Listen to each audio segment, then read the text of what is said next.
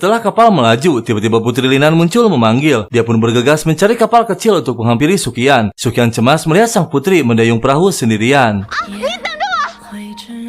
哎，你干什么？你划船干什么呀？你会吗？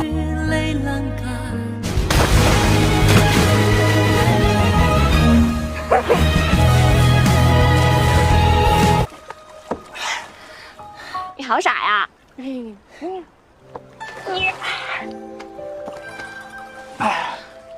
有句话想对公主说。说吧。哎，你赶紧说呀！我不想和你做朋友。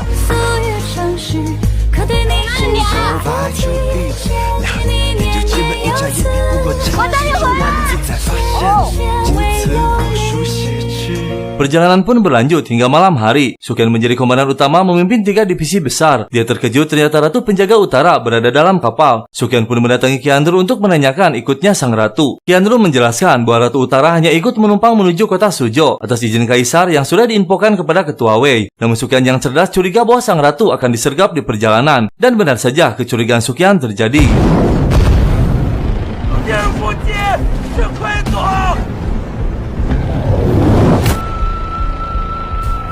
Mereka pun berlabuh di dermaga terdekat wilayah San Huang. Mereka akan melanjutkannya melalui darat. Kecerdasan Sukian diakui oleh para menteri karena sebelumnya Sukian mengatakan bahwa ikutnya sang ratu akan menimbulkan penyerangan dari musuhnya. Sang ratu kini sudah dibawa pergi oleh wakil jenderal Xianglong yang masih dikejar oleh Sekte Kui. Begitu juga dengan Sukian yang belum kembali dari semalam membantu melindungi sang ratu.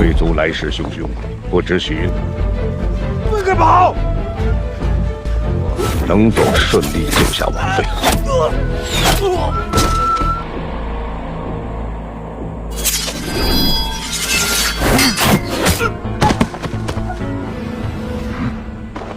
Petinggi Sekte Kui bernama Tianlang berhasil melumpuhkan Xianglong. Namun dia terkejut ternyata yang dibawa Xianglong bukan sang ratu. Tianlang marah dan mengancam akan menghabisi semuanya jika tak memberitahu keberadaan sang ratu. Namun saat mereka semua akan dihabisi, tiba-tiba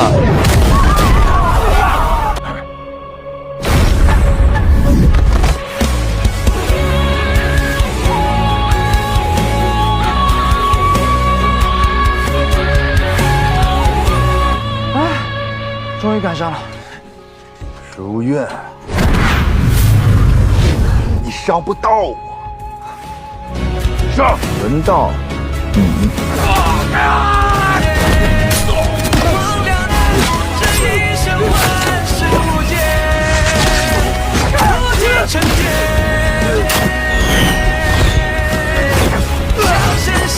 钱。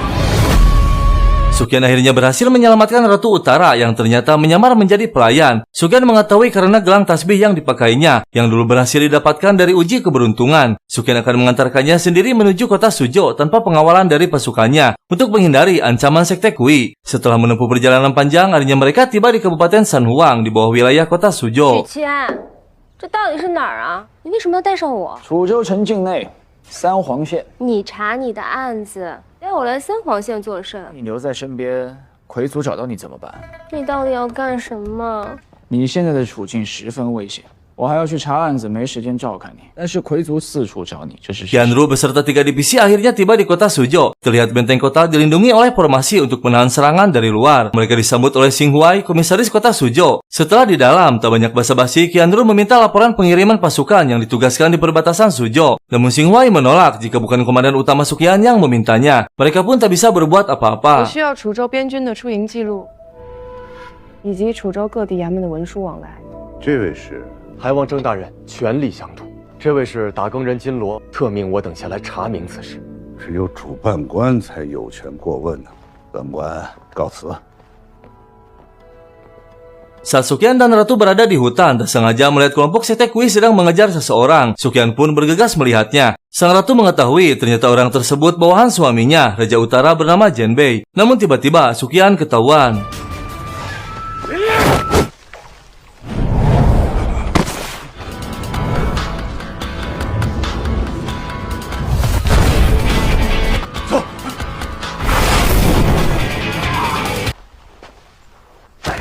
Sukian menginterogasi pendekar mata-mata Jianbei tentang pembantaian di sepanjang kota Sujo. Namun dia menjawabnya dengan penuh kebohongan yang membuat Sukian marah. 问你几个问题，如实回答，是怎么回事？血屠3000里案，随我一同返回军营，先安置了王妃，并不知道什么血屠3000里，卑职必定全力配合。可是你一句真话都没有啊！四怀王殿下，这点卑职是理解的。要查血屠3000里的案，其他人我劝你不要冲动。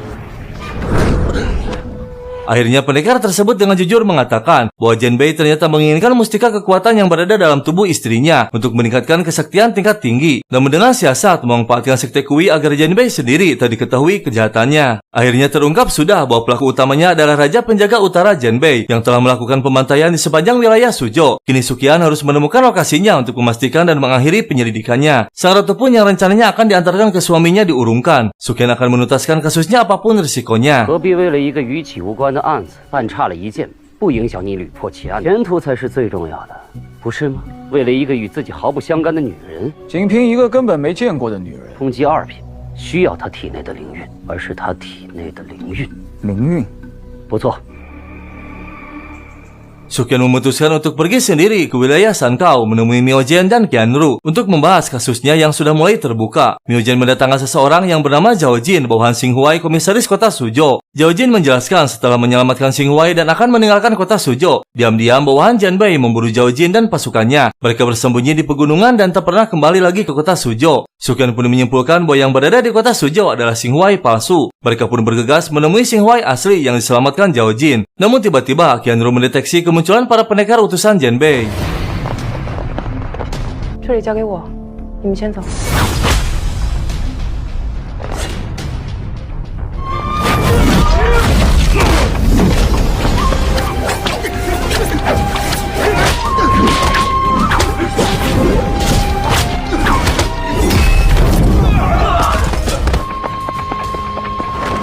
小柔，我不在的日子，试试就试试。那再试试。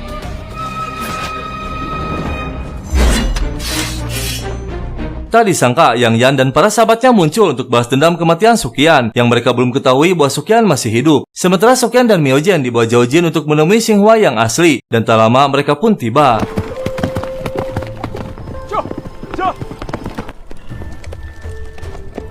教授，终于回来了！大名鼎鼎的银罗许七安，二位稍等。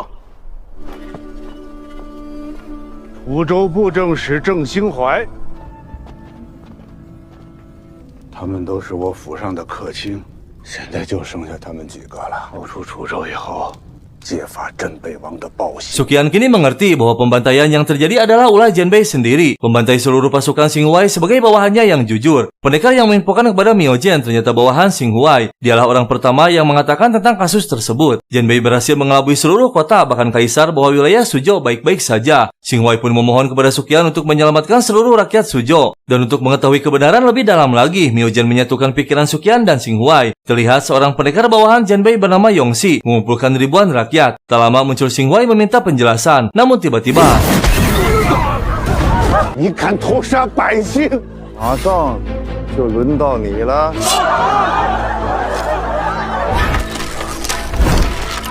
放箭！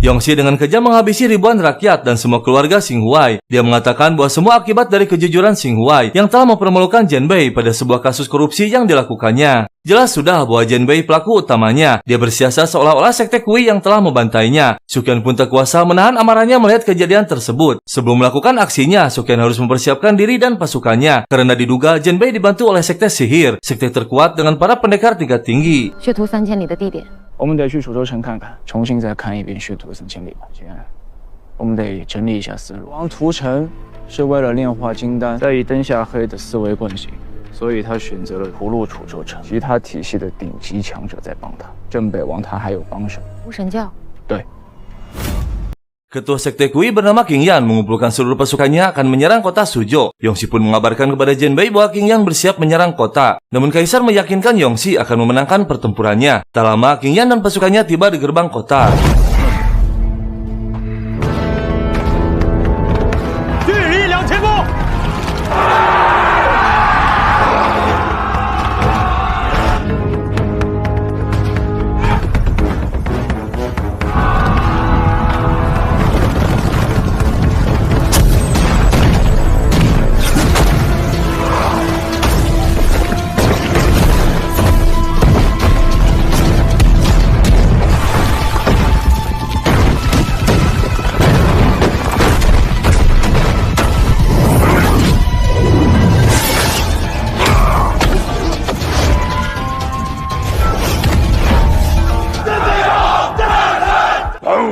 是神。 Saat pertempuran sedang berlangsung, akhirnya menteri dan pejabat lain menyadari bahwa semua kehidupan di wilayah Suzhou ternyata hanya ilusi. Sebenarnya mereka semua sudah tewas. Sontak saja membuat mereka histeris. Karena ribuan warga Suzhou telah habis dibantai, Jianbei menarik jiwa mereka untuk membentuk inti kekuatan.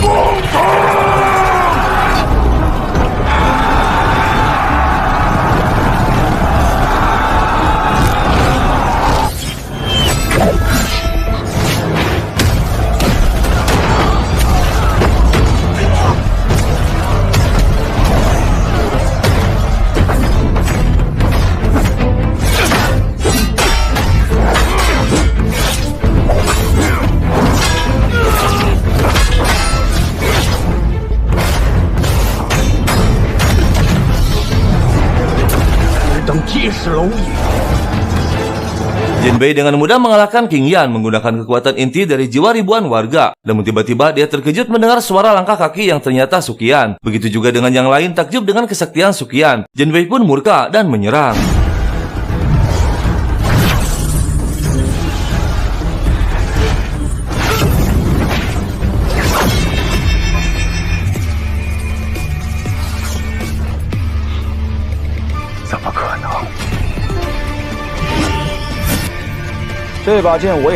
Jianbei terkejut melihat Suqian mampu mengendalikan pedang pusakanya. Dia mengajak kerja sama Suqian untuk menghancurkan sekte Kui. Namun Suqian yang sudah mengetahui kejahatannya tentu saja menolak, malah akan menghancurkan kekuasaan Jianbei. Suqian berteriak disaksikan oleh semua pendekar dengan sekte Kui bahwa Jianbei dengan kejam mengorbankan ribuan jiwa untuk meningkatkan kesaktiannya. Suqian tak kuasa lagi menahan amarahnya. 我是来杀你。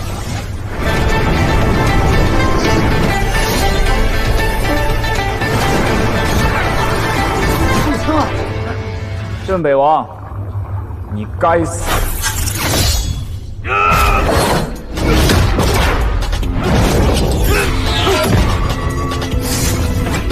你是何人？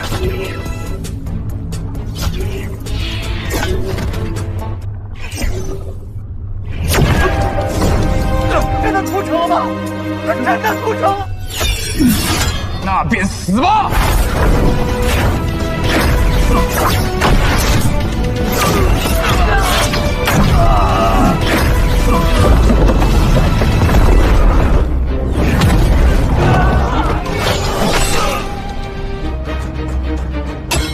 Akhirnya Jianbei berhasil dihabisi. Seluruh prajurit pun sadar dan kembali ingatannya. Yang ternyata ingatan mereka semua telah disegel oleh Jianbei. Sontak saja membuat seluruh prajurit merasa bersalah. 杀了镇北王！杀了他！入了这出州城！杀镇北王！苏州的百姓啊！ Yang Yan dan rekannya mencari tahu apa yang telah terjadi. Mereka pun bergegas menuju kota. Sementara Suqian berlanjut melawan sekte Kui sendirian.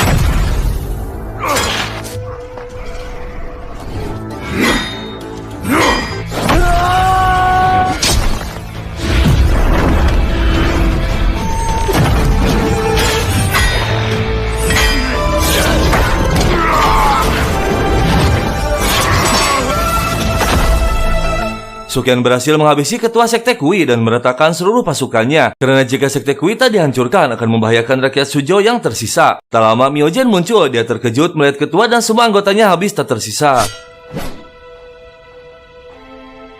回族首领，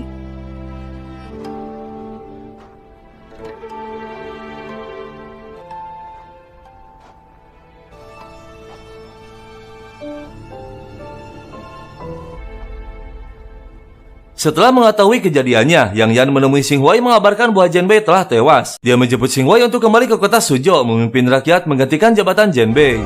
随我回城吧。郑大人，跟我回城吧。想一个人独处片刻。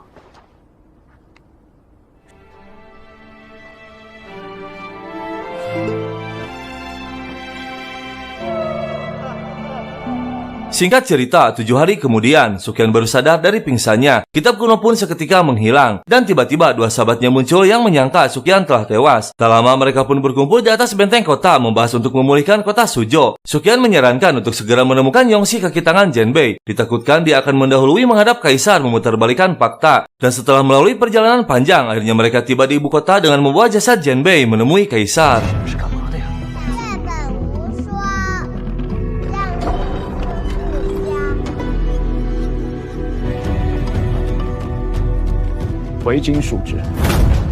Mereka pun menghadap kaisar dan menceritakan semua kejadiannya. Xing Huai dan semua pejabat memohon kepada kaisar untuk menobatkan nama Jianbei sebagai penjahat terbesar meski dia sudah tewas. Namun dengan mengejutkan, tiba-tiba kaisar murka mendengar Jianbei telah tewas. 州总兵镇北王上书弹劾镇北王，弹劾镇北王。臣复议。镇北王何在？镇北王已伏诛。不可能！他人呢？他人呢？陛下，当心龙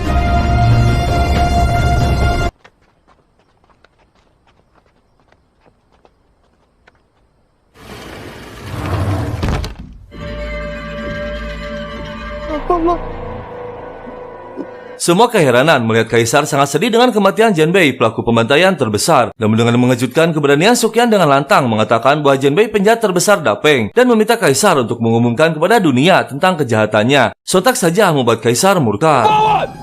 私有余辜，皆由陛下定夺。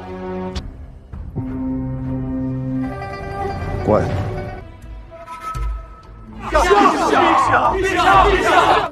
朕的家人都已经被杀。 都滚！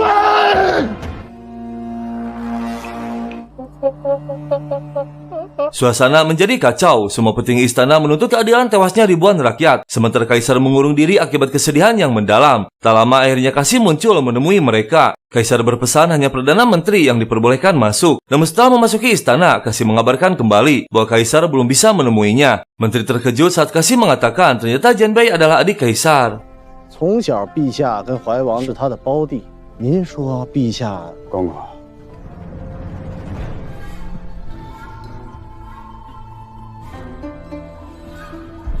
Setelah lama tak bisa ditemui, akhirnya kaisar mengumpulkan seluruh pejabat istana membahas kasus Jianbei. Para pejabat yang telah bekerja sama dengan kaisar secara diam-diam tak setuju jika Jianbei dinobatkan menjadi penjahat kerajaan. Tentu saja semua pejabat menentangnya. Saat suasana semakin panas, tiba-tiba Menteri Cao angkat bicara, mengusulkan kepada kaisar bahwa kematian Jianbei dinobatkan sebagai pahlawan karena telah melindungi dan menjaga kota Suzhou dari pemberontakan sekte Kui. Kaisar pun memutuskan sesuai dengan usulan Menteri Cao yang membuat semua pejabat istana kecewa. 事情吗？可以，他才是大方的英雄。目睹这一切的不是只有。好了，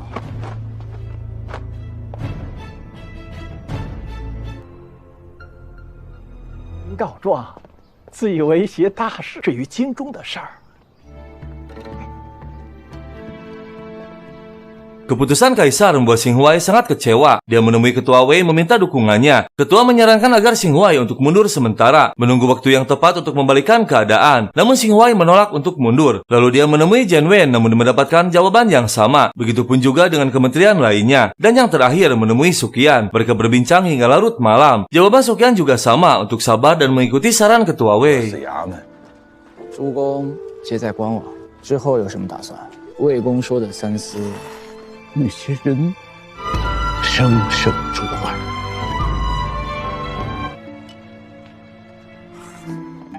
Kaisar kedatangan Yongxi tangan kanan Jianbei. Dia memutarbalikkan fakta bahwa Xing Huai lah yang telah membantai ribuan rakyat, berkoalisi dengan sekte Kui, dan telah berani menghabisi Jianbei. Yongxi meminta untuk menghukum Xing Huai. Sontak saja membuat kaisar semakin bersemangat menerima permohonan tersebut. 窃使团追杀本宫，为朕陪王尊。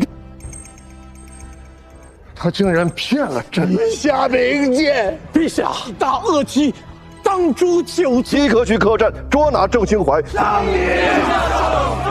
Tak butuh waktu lama, utusan kaisar muncul untuk menangkap Xing Huai yang telah dipitnah dan kini dinobatkan menjadi penjahat terbesar kerajaan. Sebelum pergi, dia menulis pesan untuk Sukyan agar bertindak secara perlahan. Dan akhirnya Xing Huai pun pasrah dengan keputusan kaisar. Namun tiba-tiba 誓死保护郑大人，还有区区银罗。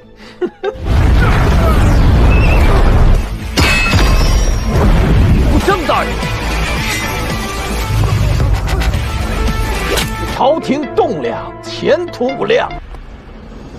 Xing Wei dengan bijak memutuskan untuk menyerahkan diri. Tak ingin terjadi pertumpahan darah antar militer kerajaan. Dia sangat hormat dan berterima kasih kepada divisi Haoqi yang telah banyak membantu. Xing Wei tak gentar sedikit pun karena dia tak bersalah. Telah dipitnah oleh jajaran kekaisaran.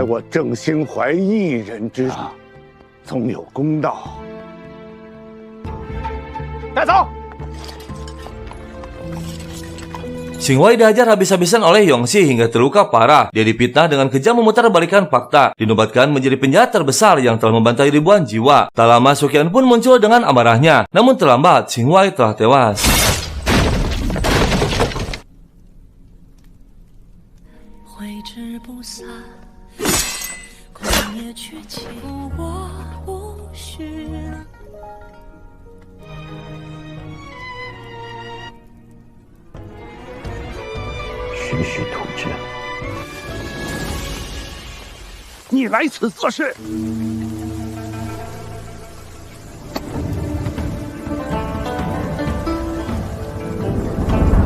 Yongxi dan Cao menghadap Kaisar mengabarkan bahwa Xing Wei telah tewas. Kaisar memerintahkan untuk menyebarkan berita bahwa kematian Xing Wei keinginannya sendiri karena merasa bersalah. Kaisar juga akan melindungi mereka berdua dari ancaman luar dan akan menutup kasusnya secepat mungkin.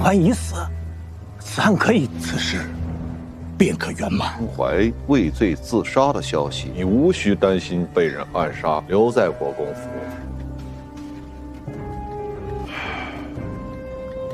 Setelah tersebar tewasnya Xing Wei, semua keluarga mencemaskan Su Qian takut melakukan hal yang tak diinginkan karena kasus Xing Wei akan berhadapan langsung dengan kaisar penguasa kerajaan. Begitu juga dengan para pendekar Tiandi tak menemukan keberadaan Su Qian, dan pagi harinya mereka berdua akhirnya menemukan Su Qian. Namun tak lama dia pun pulang ke rumah. Terlihat semua keluarga sangat mencemaskan Su Qian yang terlihat tenang di luar namun memendam amarah yang besar. 你昨天晚上。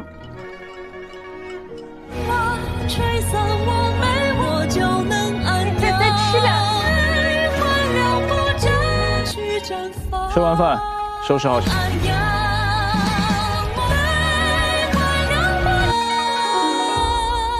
Kaisar menggelar sidang kasus Xing Wei dengan mengumpulkan seluruh pejabat istana. Kaisar seolah-olah terkejut mendengar kabar bahwa Xing Wei telah tewas karena merasa bersalah. Para pejabat yang sudah bekerja sama dengan Kaisar meminta bahwa kasus Xing Wei dan tewasnya ribuan jiwa agar segera ditutup. Kaisar pun dengan senang hati menutup kasusnya, tak ada yang berani menentangnya.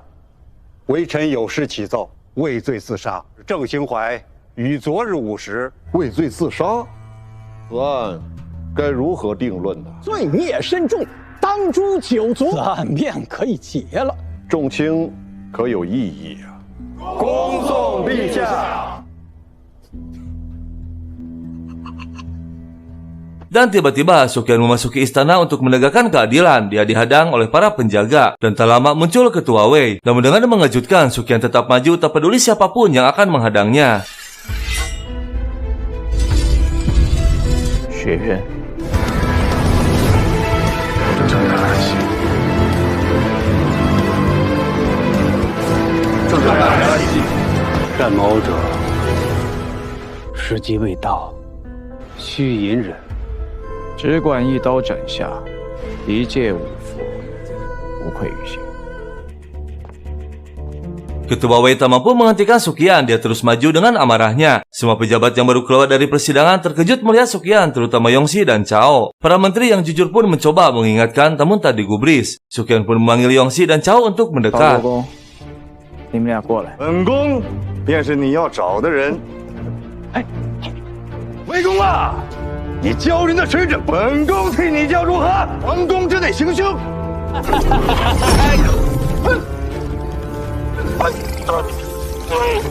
转！魏公，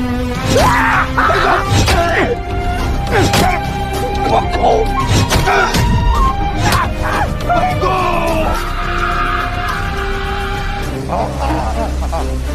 Kemarahan Su Qian tak ada yang mampu meredamkannya. Semua pejabat termasuk ketua Wei membalikkan badan seolah tak melihat apa yang terjadi. Kasim pun melaporkan kejadian tersebut yang membuat Kaisar murka. 请看我逆朕，如有违抗，立即格杀！当真是要反了！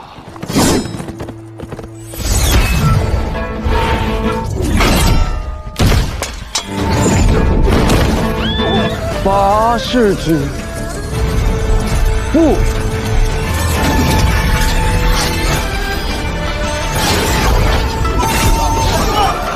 看谁敢！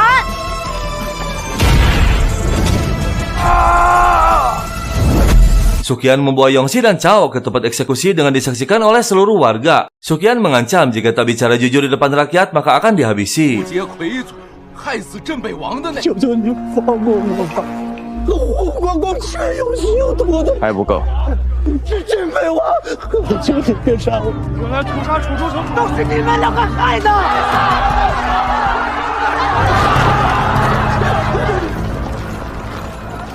Dan tiba-tiba pasukan militer istana muncul, mereka diutus kaisar untuk menangkap Sukian. Sukian bukannya takut, malah semakin murka menantang mereka semua. Dan tiba-tiba...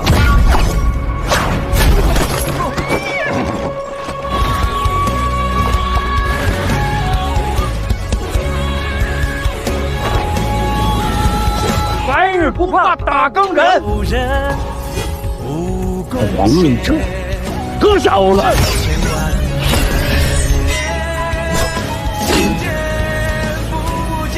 Disangka para pendekar tingkat tinggi Hauqi dan Tiandi muncul. Begitu juga dengan para pendekar sakti astronomi datang membela Sukian. Setak saja membuat pasukan militer kerajaan Qiu tak berkutik. Dengan keberaniannya, Sukian pun mengakhiri Yongxi dan Cao di depan mereka semua.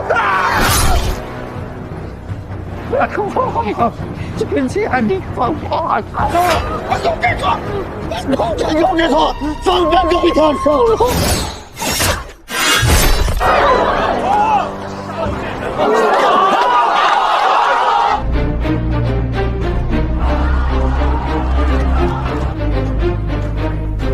Setelah selesai mengeksekusi, dengan mengejutkan Sukian berteriak memanggil Ketua Wei bahwa dia mengundurkan diri dari jabatan militer Hauqi, yang membuat Ketua sangat sedih namun bangga memiliki anak didik seperti Sukian. Seluruh rakyat pun berterima kasih telah menegakkan keadilan untuk ribuan jiwa.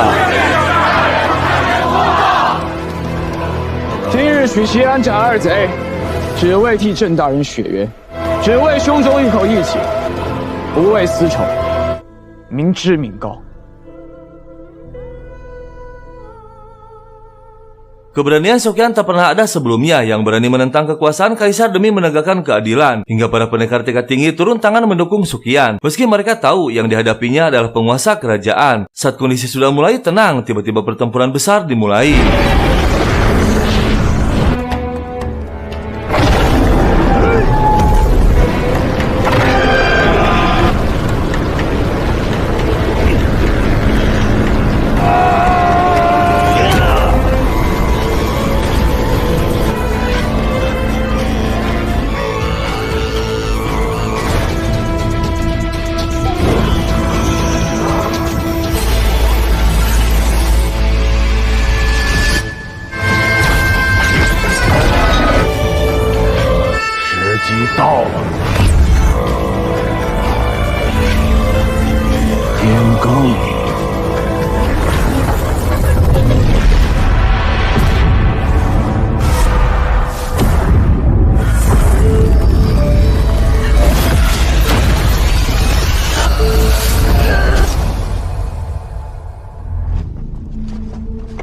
公和阙永修伏诛了，谁干的？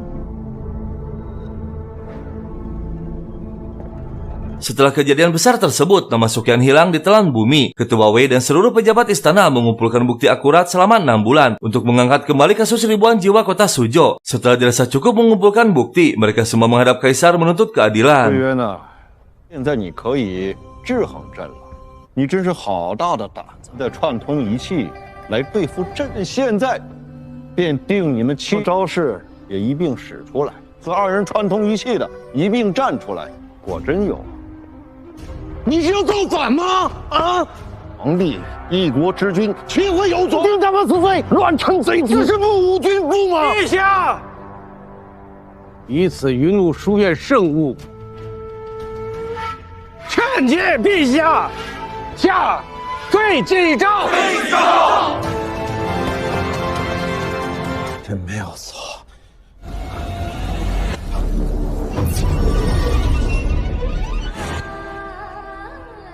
Ketua Wei akhirnya berhasil menegakkan keadilan kepada kaisar. Setelah kejadian tersebut, Sekte Wusen memanfaatkan keadaan yang membuat kerajaan Dapeng menjadi kacau. Pertempuran besar pun terjadi lagi. Ketua Wei turun tangan menghadapi ketua Sekte Wusen dan berhasil menghabisinya.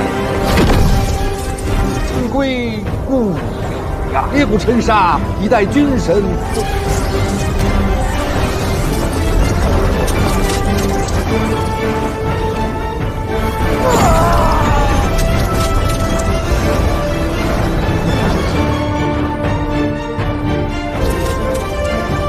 Selang beberapa hari dari pertempuran tersebut, Ketua Wei meninggal dunia akibat luka dalam yang terlalu parah. Di hari terakhirnya dengan mengejutkan Sukyan muncul kembali. Namun semua orang negeri Dapeng tak mengenali Sukyan, termasuk keluarganya sendiri sejak pertempuran besar melawan Kaisar. Begitu juga dengan para sahabatnya dari Haoki dan Tiandi. 此去建州啊，未必好心想，虚长见气。 Begitupun dengan Putri Linan, dia mendatangi suatu tempat yang merasa pernah didatanginya, namun tak ingat bersama siapa. Tak lama pelayan membawa buku puisi dari pemberian orang tak dikenal. Setelah dibaca, tiba-tiba Linan teringat seseorang dengan wajah yang samar-samar, seperti pernah dekat dengan hatinya. Linan pun mengejar orang yang memberikan buku tersebut.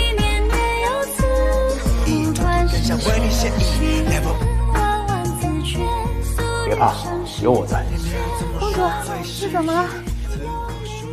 Kerajaan Dapeng kini aman terkendali dengan damai. Namun Sukyan pada akhirnya hidup seorang diri, tak ada yang mengenalinya. Dia mengembara di negeri Dapeng seorang diri. Namun saat istirahat, tiba-tiba Jiaoli muncul mengenal Sukyan, lalu dibawa ke hadapan pendekar berjubah. Dialah yang telah mengeluarkan kekuatan menghilangkan semua ingatan negeri Dapeng. Dia menawarkan pertukaran yang setara, mengajak kerjasama menghadapi orang yang mengendalikan Sukyan sejak awal. Orang tersebut yang telah memasukkan benda pusaka tertinggi kerajaan ke dalam tubuh Sukyan. Jika pusaka dicabut olehnya, maka Sukyan akan tewas. Namun jika bekerja sama menghabisinya, maka Sukyan akan bebas tanpa kendali siapapun dan mengembalikan kehidupannya semula. Pendekar sakti tersebut adalah ketua biro astronomi. Namun dengan mengejutkan, ternyata pendekar berjubah adalah ayah Sukyan. Dan kisah film pun selesai. 你究竟是什么人？